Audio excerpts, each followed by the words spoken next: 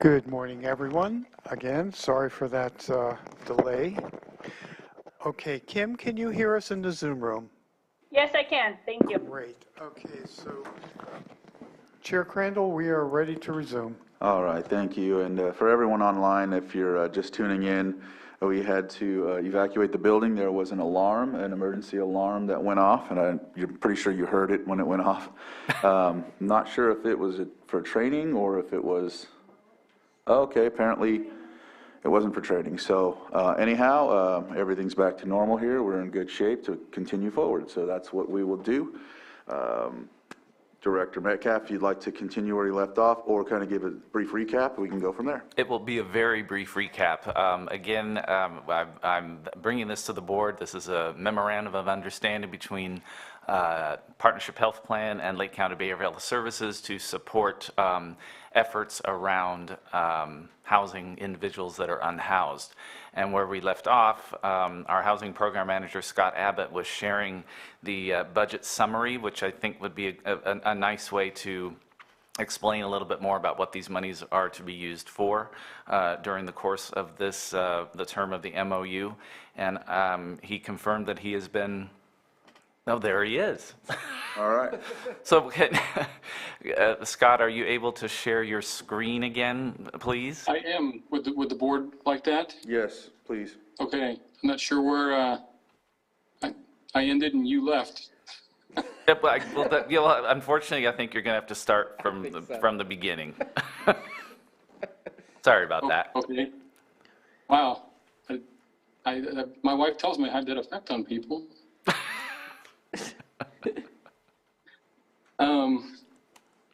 Okay, so I'm sorry if this is any repetition where I left off.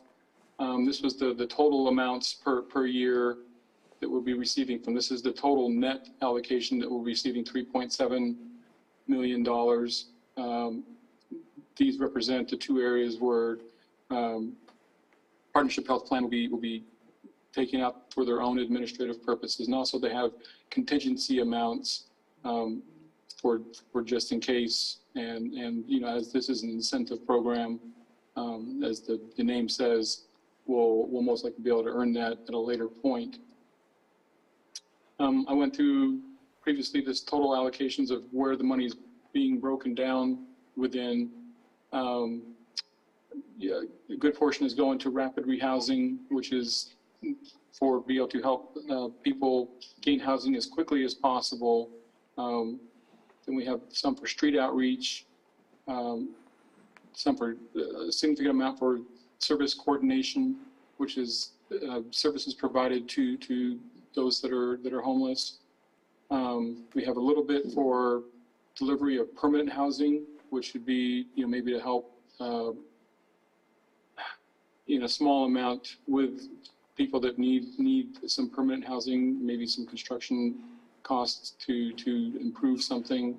It's related a lot to the next section, which is prevention and shelter diversion, which is something I'm pretty excited about because it's about, we haven't had that before. We haven't had the funding for that before in the COC, or at least the amount to be able to afford that.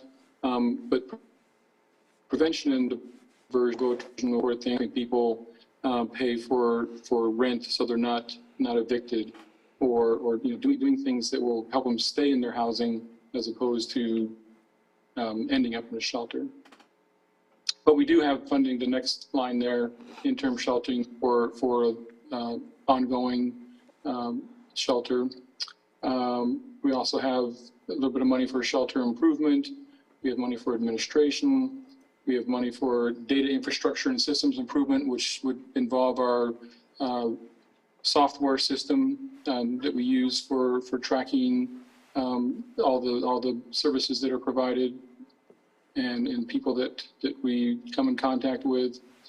And then we also have a bit in there for evaluation of this project, as well as you know, auditing the COC and what we're doing to make sure that we're doing things well. And that's where the whole 3.7 million comes from. These budget numbers are not firm because, as needs come up, we can adjust this budget, work with the state to make any adjustments that we need to, but this is kind of our starting point.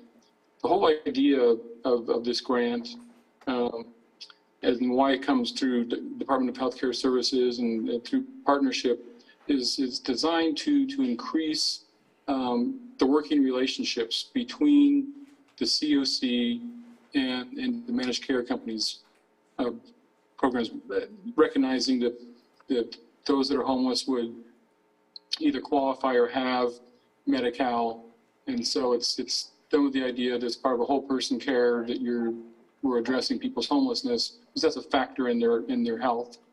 And so, as I said, the big part of this is designed to increase that cooperation between Partnership Health Plan and our COC. Any questions? Supervisor Sabatier? I wanted to add some comments and then ask some questions. This was, thank you, Mr. Abbott, for bringing this to the executive committee. I know you had a very short timeline in order for us to approve all of the budgets, and I was reviewing all of the emails that we were going through, and everything matches up perfectly. So I appreciate you kind of taking that messy conversation, messy not in a bad way, but just messy, and just there was information everywhere, and really be able to grab everything and put it together so that we have this here.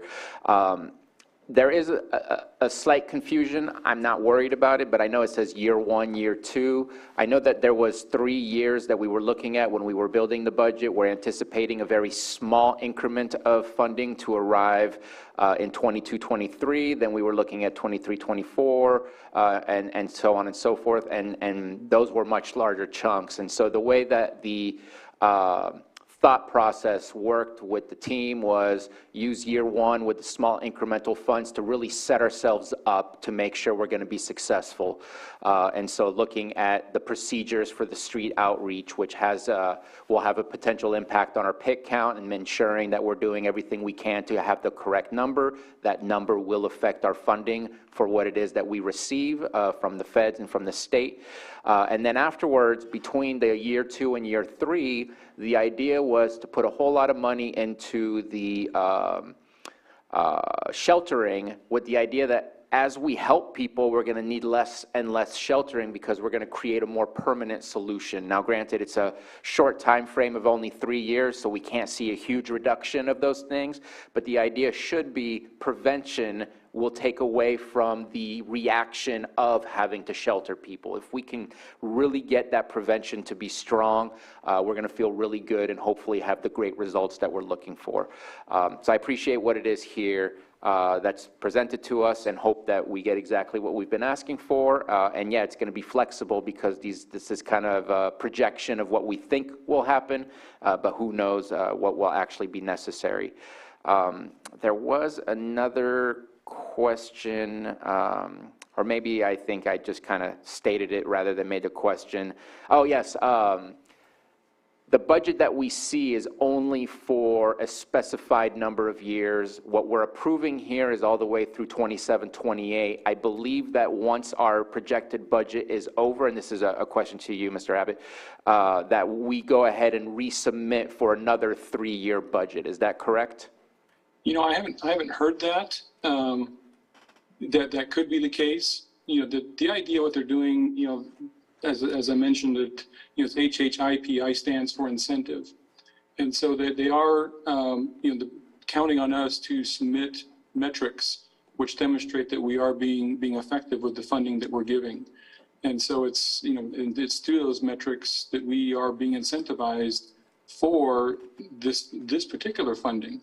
Whether we'll get funding beyond that, that remains to be seen, as far as I know. And so it's not a for sure that we will continue to get funding, but the funding that we are looking at, the $4 million, is only for a portion of the timeline that we're approving, which goes all the way to 27-28.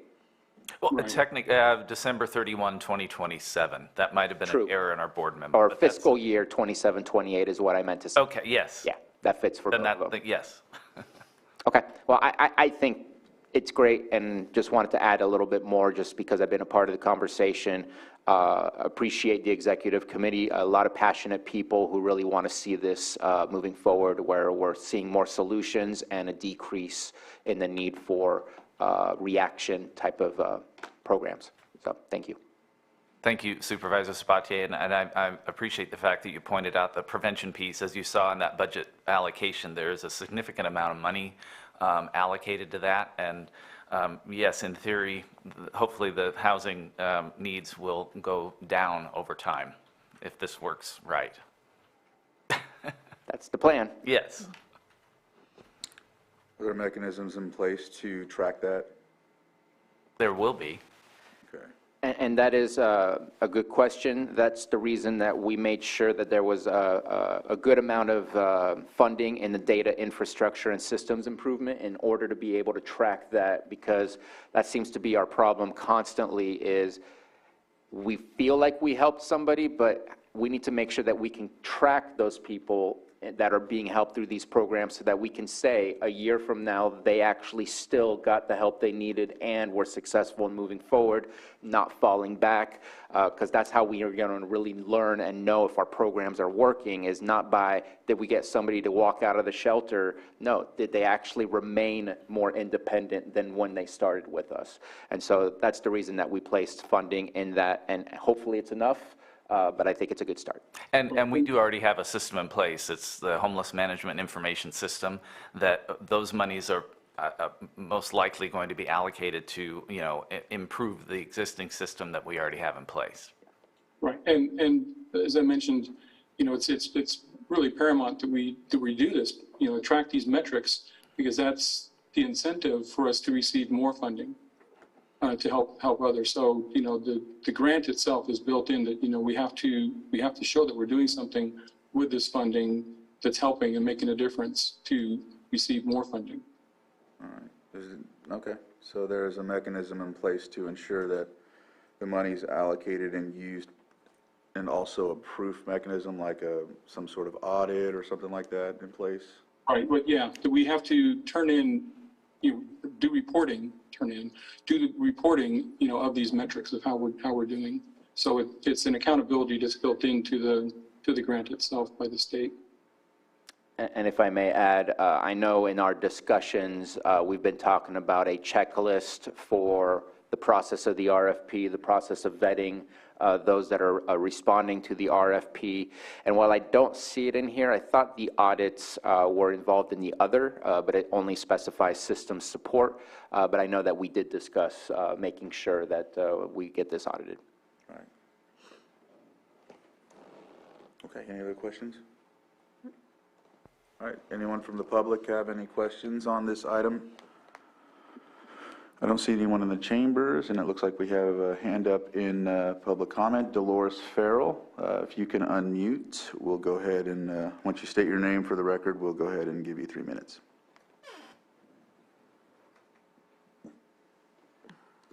Morning, everybody, or is it afternoon right now? I think it's afternoon. I had a couple of questions. Can you guys hear me? Yes. Oh, okay. So first question, I'm looking at the budget, and I remember seeing this budget, but now it's a little bit different than what I originally saw as a member of the COC executive board. So I wanted to get some clarity on this so that I could clearly support this plan. The first item has to do with the original budget said permanent supported housing / transitional housing. The new budget says assist with permanent housing, no mention of transitional housing. So I'm wondering what happened to, there was a lot of conversation about the need for transitional housing, and yet this has disappeared from the budget or changed or something. I don't see it anyplace else. The second question has to do with the original budget said system support. And my recollection of the conversation about system report, it clearly says auditing and outside audit. And it appears that that item has been moved under admin, which now means that it's not an outside audit. It becomes an audit basically by the county, or I guess by behavioral health. So it seems to be that that's two different trains of thought. And I think we need some more clarity on that, because we're talking about tracking and these systems and HMIS and all of that, which is well and good, but I'm positive that we also had a concern about an audit from an independent person. And lastly, I'm addressing the item about prevention, which is really good. Yeah, that was brought up by Bruno, I believe, and it's really good. So now my overall concern is, when I'm looking at this budget, there are 11 tasks to be done. One task is with the county and the providers. 2 tasks are admin and the data collection. That's the county only. And there are going to be 8 RFPs. So my question is, given the personnel that is out there right now, it's more important than ever to have all of these contracts monitored and audited by an independent person. I don't think that we can monitor all of these contracts in a way that's going to be productive. So that's it. All right, thank you. Supervisor Sabatier? Yeah, I have a question. I don't know if Dolores is still able to respond. You mentioned at the beginning that there was something about transitional housing in the original. I'm thinking I'm looking at the original that I came through our emails from Mr. Abbott, and I'm wondering if I'm confused as to what you're speaking to. The item Maybe I'm is not looking under at the right thing. investment activity. It's called permanent supported housing / transitional housing.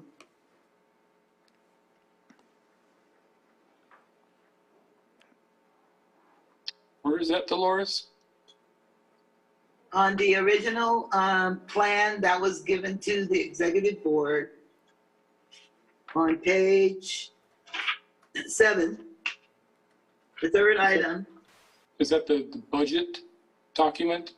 That's that's the budget. It says investment activity, gap or need address, description, dollar amount or range, recipients and recipient types, timeline, HIP measured, impacted, and domain targeted. That's the headers. Okay, that sounds like part of the original application. Yeah, it is. It was, and that's what we had in front of us when we discussed this.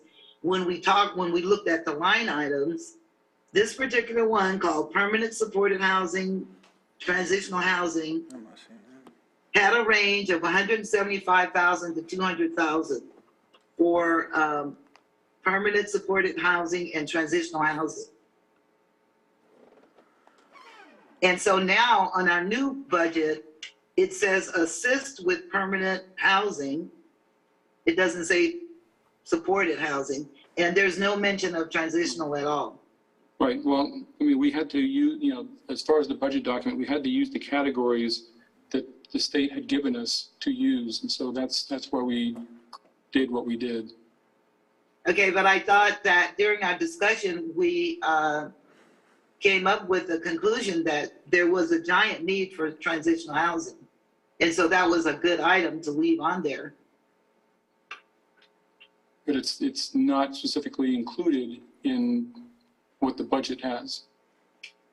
Okay, so it was decided that we're not going to address transitional housing at all, right? It's probably included within interim sheltering. It probably encompasses both emergency shelter and transitional housing.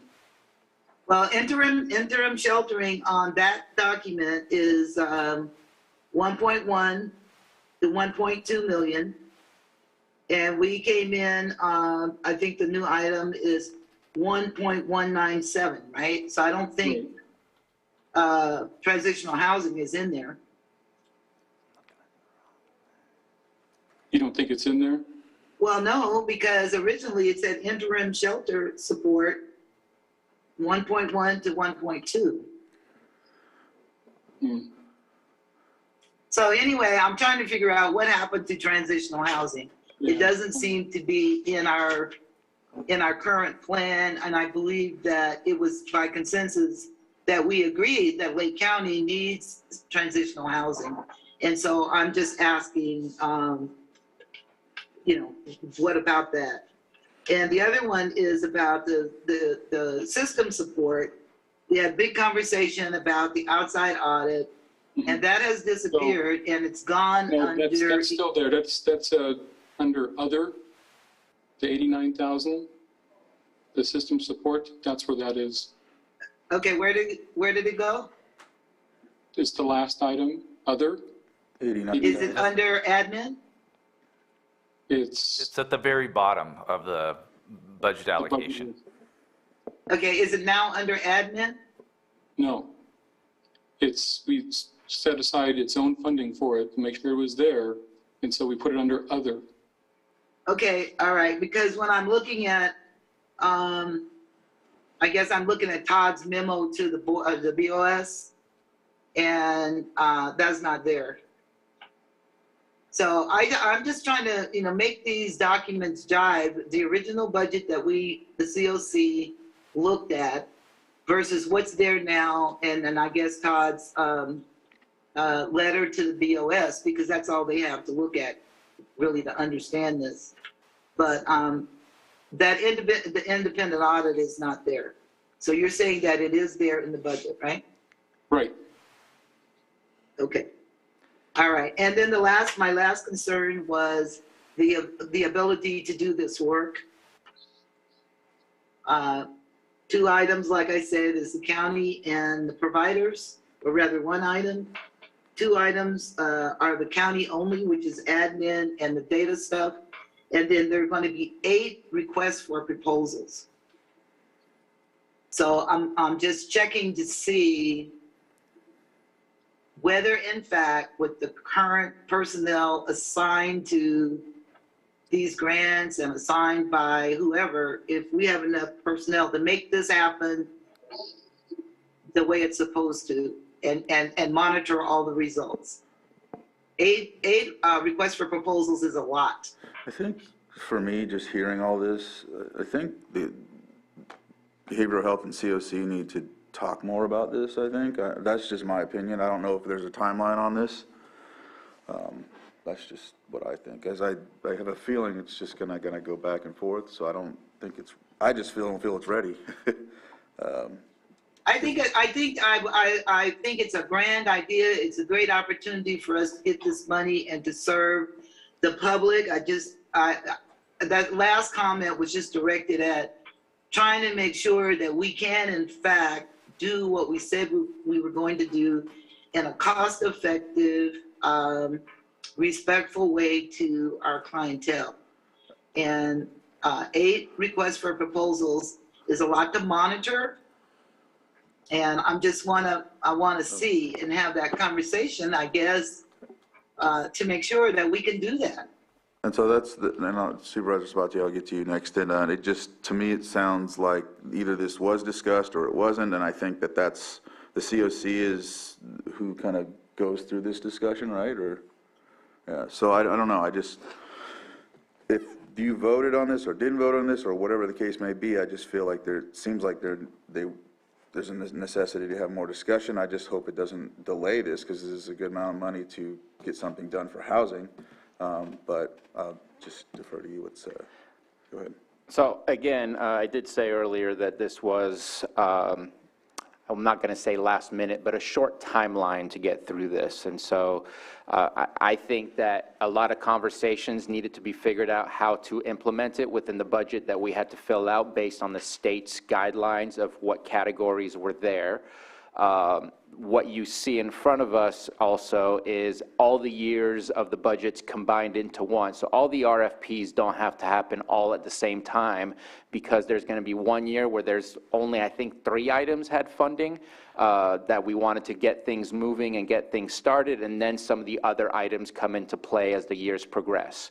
I think that also none of these things can happen without the approval of the COC, because this is through the COC that this funding is going through. And so it's up to the COC to ensure that not only is it spent properly, but that the processes followed are going to be the appropriate process to follow, how the RFPs are done, how the data is tracked, and all of those things. So I think all of this makes it that much more important for the COC to do their work in order to ensure that this gets done and accomplished appropriately. I think that we're close.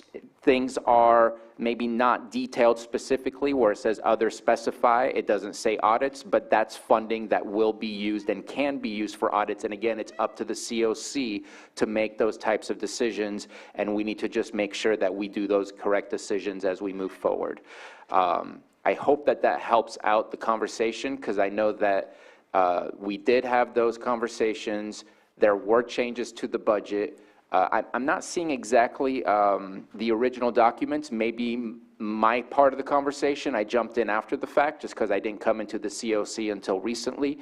So I apologize if I don't have exactly what may have started out as, because I don't see the transitional, but absolutely transitional. If we can get those instead of working to create buildings and create facilities, that is a great addition to the solution that we're trying to bring into play here. And so again, I think that the numbers are there so that we can go ahead and collect the money, and then the COC is going to be the ones to ensure that we spend the money appropriately and that we track the data appropriately. And I think that the COC is on track to make those things happen. I know we've had some tough discussions, but I think everybody is on board in the direction to go. And I hope that helps. Additionally, to kind of respond to Dolores, about her concern, which is a really good concern, is because, the biggest thing about this is such a large amount of additional money to give us more opportunities. And as Dolores points out, with more opportunities, comes more monitoring. And fortunately, the grant recognizes that and includes administrative costs. And as I mentioned earlier, that's in the budget, there's $385,000 over those years to cover that. And so, if need be, we can gain additional administrative support to make sure that we're monitoring correctly. Supervisor Green? I see your pen's up. Yeah, I'm just trying to clarify if there's consensus to punch this over. I mean, I want to be respectful of the process, but part of the process, the most important thing is to get those pots of money moving forward.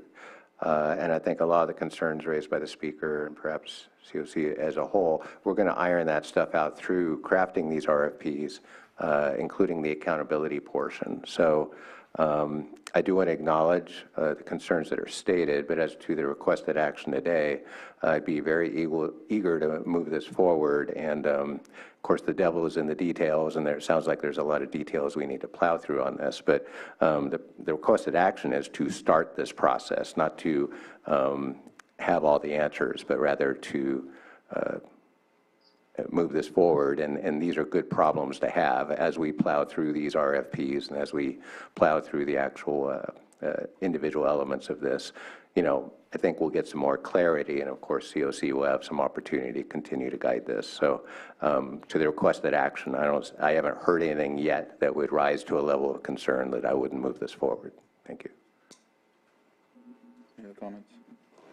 Supervisor Sabatier? I do have one more question, and I forgot about this. I read it last night, and it just caught my eye again. On attachment B payment schedule, if someone can please explain to me, it says Partnership Health California, I'm sure that's what the C stands for, will hold fixed 10% per payment per county. Contingency may be used for street medicine. What exactly is, and it's capitalized, street medicine, what exactly is that? I think, from what I understand, that's, partnership is looking at doing, perhaps doing their own program of being able to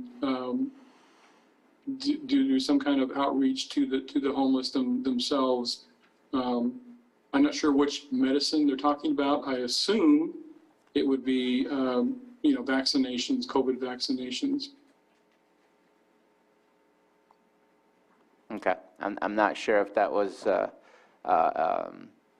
I think that's still unknown as far as I'm concerned. It's a very strange to me. It wasn't explained in anything that I could Ms. Grant? I don't know if this is helpful, but the National Health Care for Homeless Council defines street medicine as the practice of providing medical care to unsheltered people experiencing homelessness in locations like encampments, parks, and under bridges. So it's the providing of health care services of sorts on the street level for those that are experiencing homelessness. That is a definition. Whether it's the definition intended here, the department would have to answer that.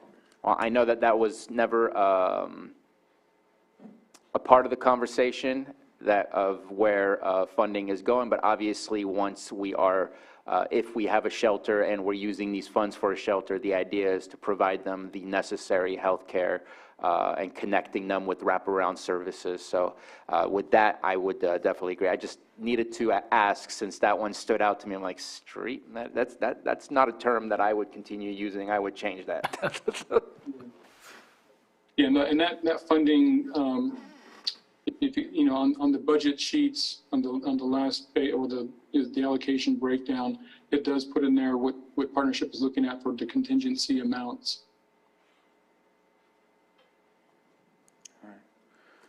I don't see any other hands up in the Zoom room, so we'll bring it back to the board for action.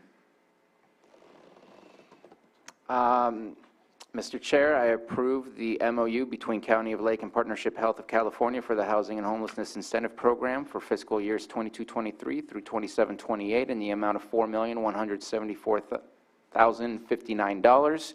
I think I just did the same thing as the chair did earlier, tripped up on the 59, and allow the Director of Behavioral Health Services to sign. Second.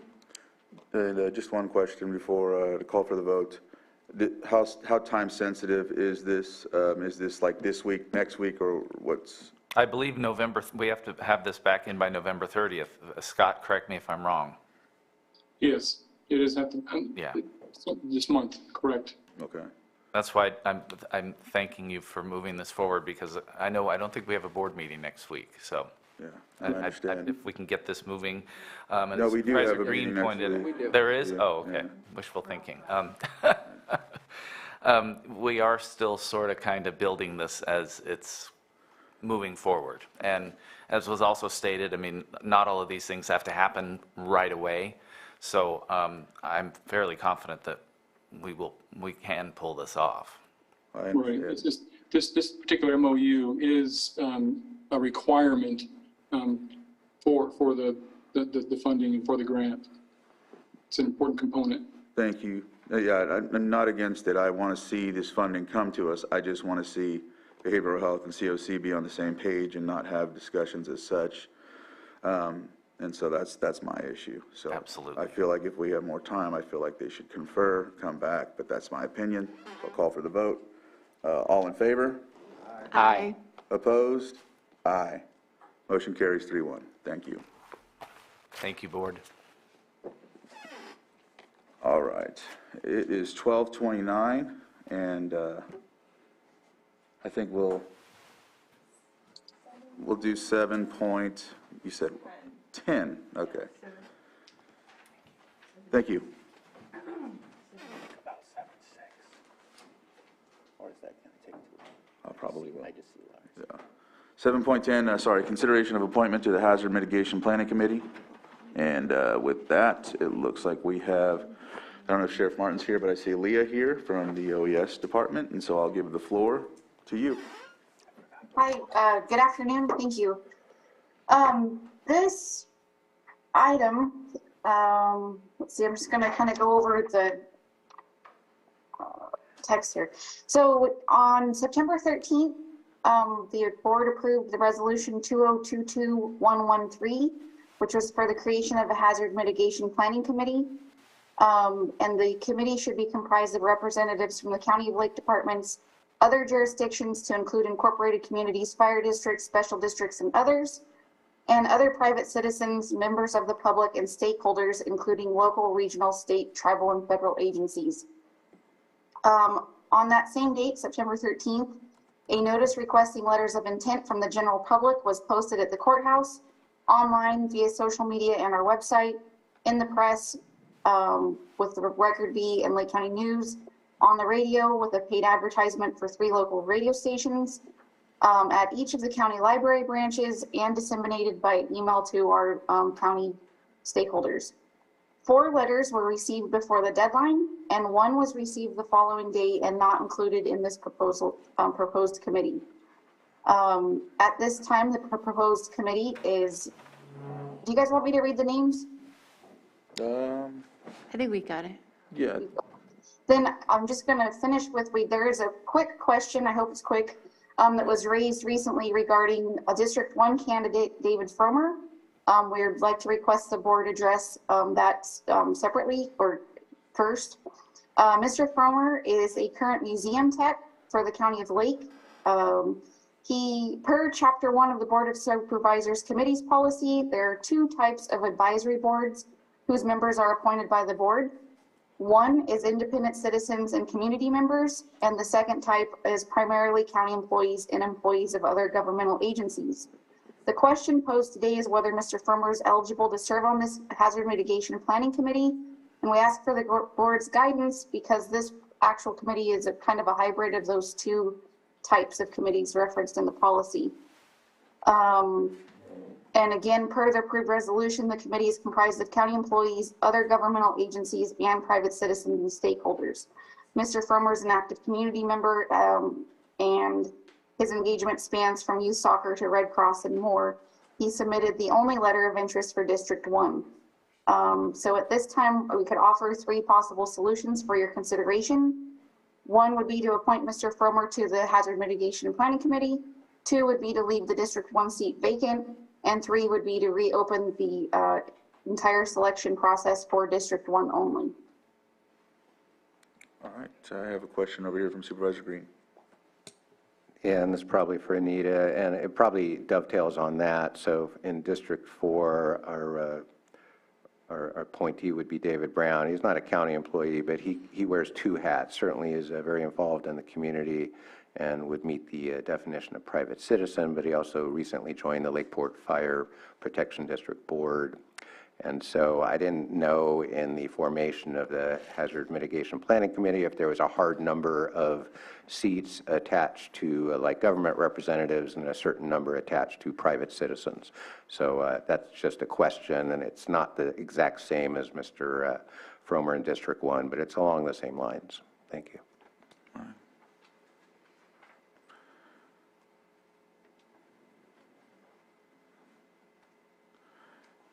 Ms. Grant?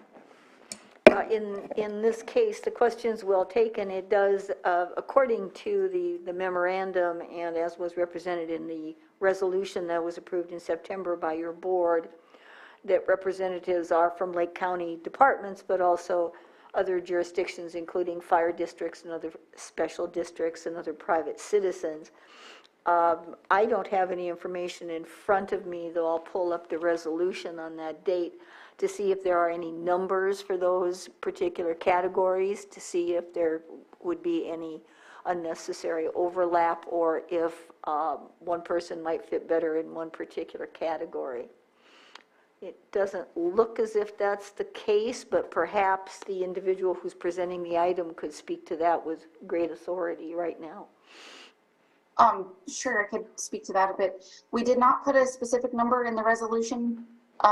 This is the hazard mitigation and planning. This is going to provide support to the update for our hazard mitigation plan. And as such, as described with the 3 types of representatives, we just kind of want a robust selection. That said, we did internally decide to request 1 representative from the public per supervisorial district. That was not a requirement for any purpose of the process, just to try to keep the representation spread across the county. So I think that answers as much as I can answer it. And the resolution itself in the recitals does speak to a cross-jurisdictional and public HMPC to support the mitigation planning effort. So apparently that was the only overarching goal comprised of these members, but as was just pointed out, not in any particular number according to the resolution your board approved. All right, any other questions? Open it up for the public briefly before we come back to the board. Anyone from the public have a comment on this item? I'll bring it back to the board for further discussion and possible action. Supervisors. Oh, sorry, I'll open public input. Joan, if you'd like to come up and please state your name for the record. And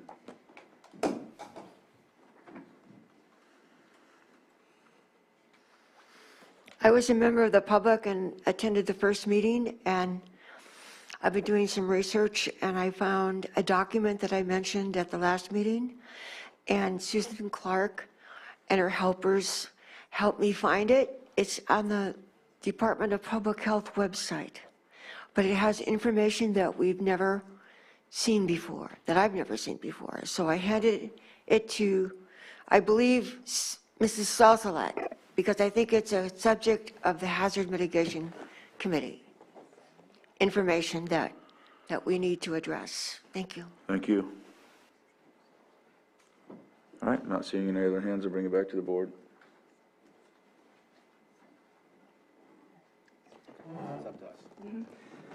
Supervisor Sabatier. Yes, I just was checking in because I wanted to make sure I wasn't overstepping the formalities of how these members were solicited and chosen.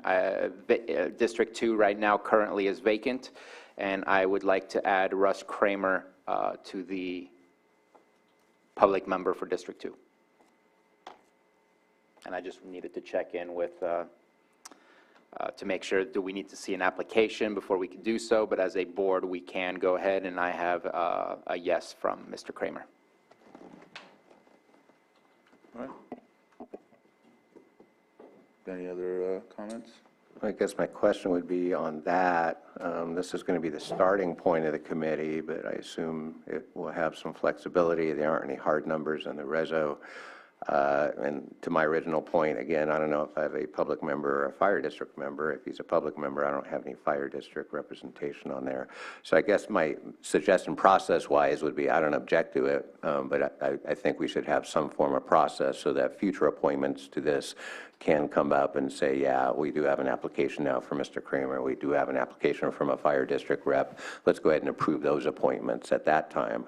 But the batch we have in response to the September call is what it is.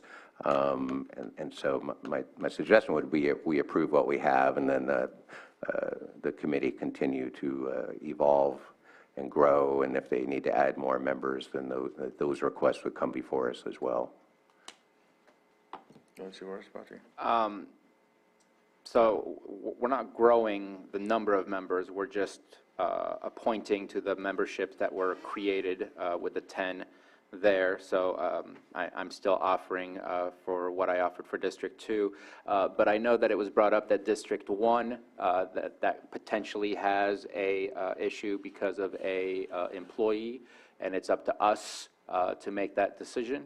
And I just wanted to make sure that we have that conversation. And I think if he was the applicant, and of course it doesn't conflict with the hours that they're supposed to be working, then I would say that I'm fine with that happening.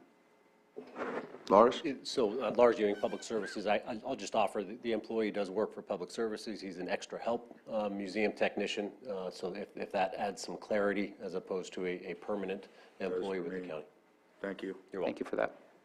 But I'm in favor. They want to participate. They want to be a part of this process. I would say let's give them that chance and not restrict them. Okay.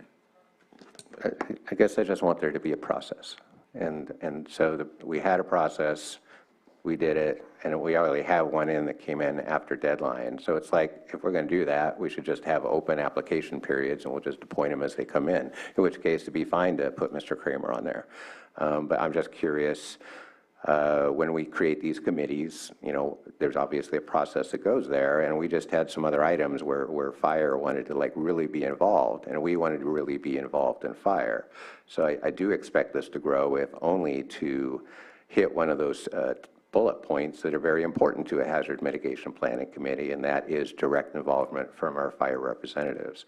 So I see a need to grow, or at least change the composition, and I think the way to do that is repeat this process, you know, rinse and repeat as often as necessary until we have a fully functional committee. Right now, we do have the district reps.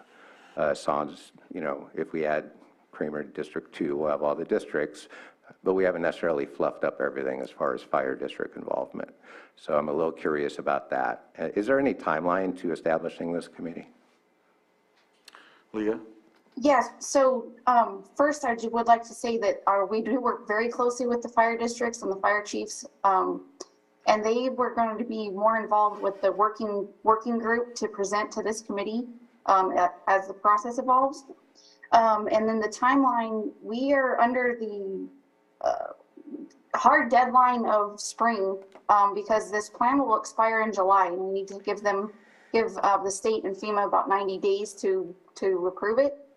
So we're trying to, this is just what we're calling like a fast update process to get our plan and keep it current, while we then will seek the funding and a longer process to do a multi-jurisdictional plan and take the full 3 years of that the grant would offer and do a more thorough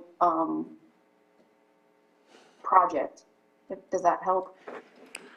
I appreciate you bringing that up, Leah, because this, you know, we have to get moving on this. This committee is for this update for the hazard mitigation plan, and, you know, this is what's been brought to us by OES. I think it's great. I'm ready to move on it.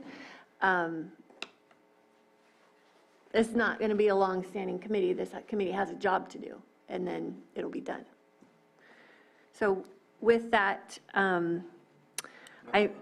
did we already do? Oh, sorry, I thought we already. We did public input, but if you have something to add, I'll briefly open public input before we.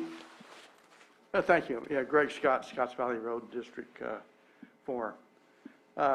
When you're talking about the hazard mitigation group, you're obviously talking about fire planning for OES and putting this together. I wasn't aware of this, and it's a short-term committee, but I do have 35 years of the CAL FIRE experience as an employee, as a division chief. I had my own fire team.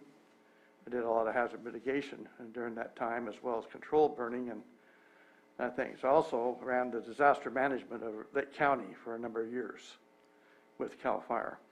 So if it would assist the 4th District Supervisor, if you're looking for a citizen, I'd be happy to work with you if that's what you want.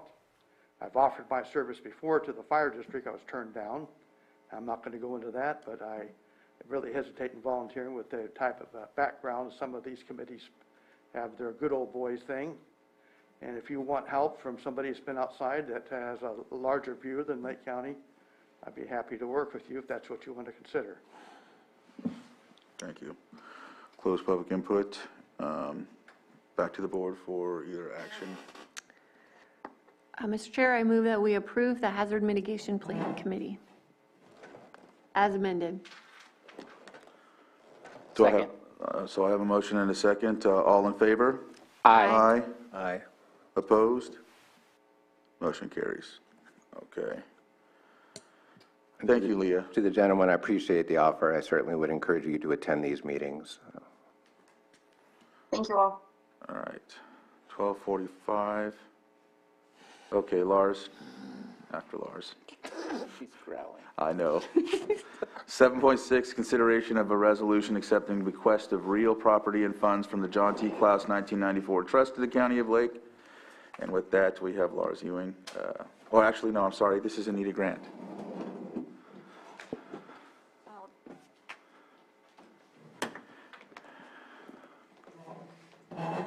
That's all right, thank you, Mr. Chair. You'll see that. Your microphone's on. You'll see that before you is a resolution where you would formally accept those parcels that would comprise the rather large acreage that would be designated as the John T. Klaus Park. The resolution also provides that your board agrees to begin initiating the transfer of sale proceeds from various accounts into a county account established solely and only for that purpose for the receipt of these monies. At present, the attorney for the trustee is preparing for a final accounting that will be filed in court. The details are becoming known as her work steadily progresses. The only issue before you today is whether to formally accept this donation and then to move forward again to initiate the process of transfer.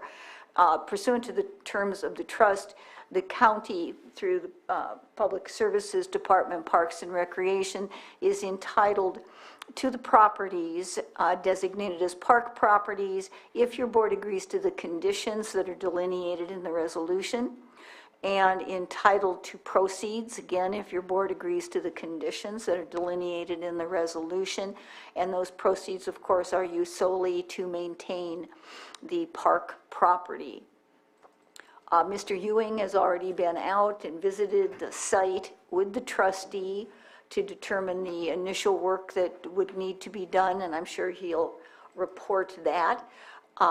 As you know, this created some delays because the original attorney for the trustee passed away, and a new attorney had to come in and essentially begin again in order to ensure that the terms of the trust and the expenditures of money were all scrupulously adhered to.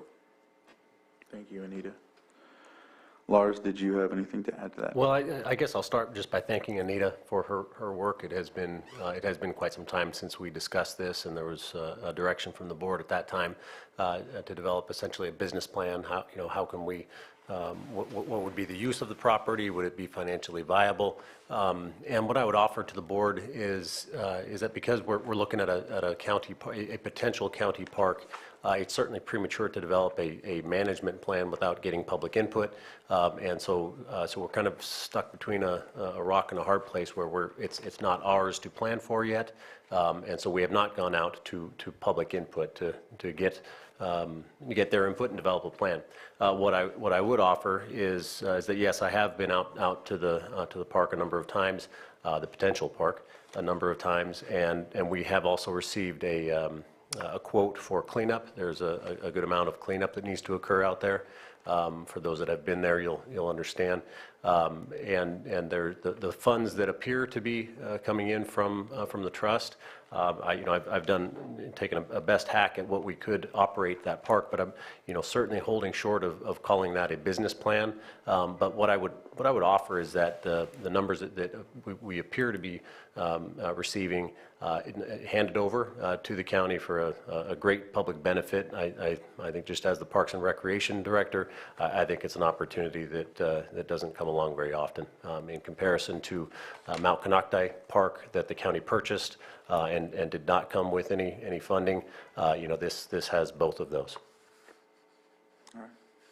Any questions? Supervisor Spatier?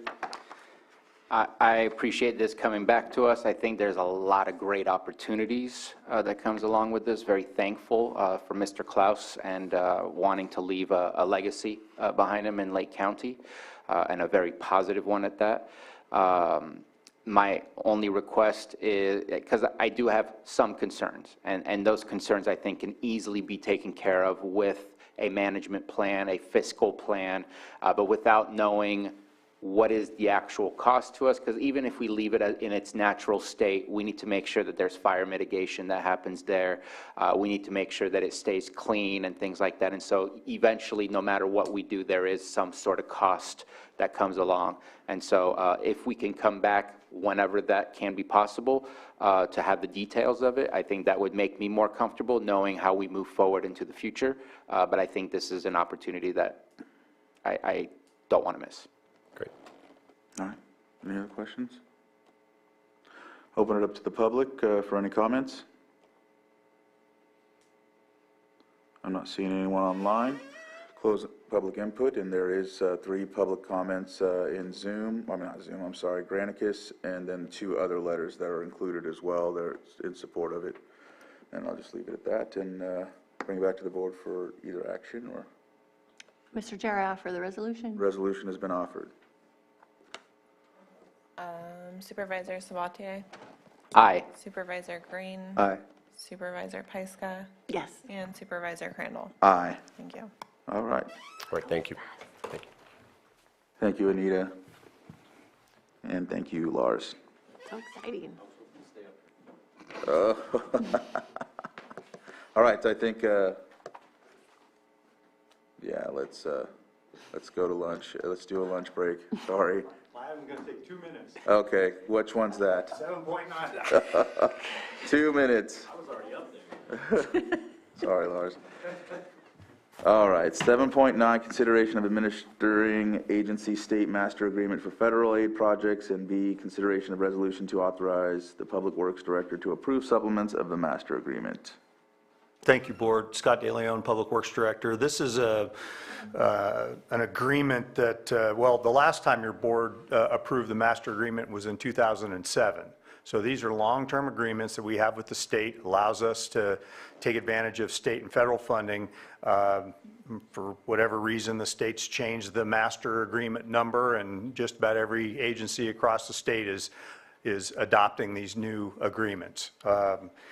What historically has been done is your board approves the master agreement, and then you also adopt a resolution that authorizes me to enter into supplemental agreements, which we've, again, been doing since 2007. So this is simply the new master agreement, and then together with a resolution that will authorize me to sign the supplemental agreements to the master. So you have 2 actions here today. You're going to authorize, or I'm sorry, you're going to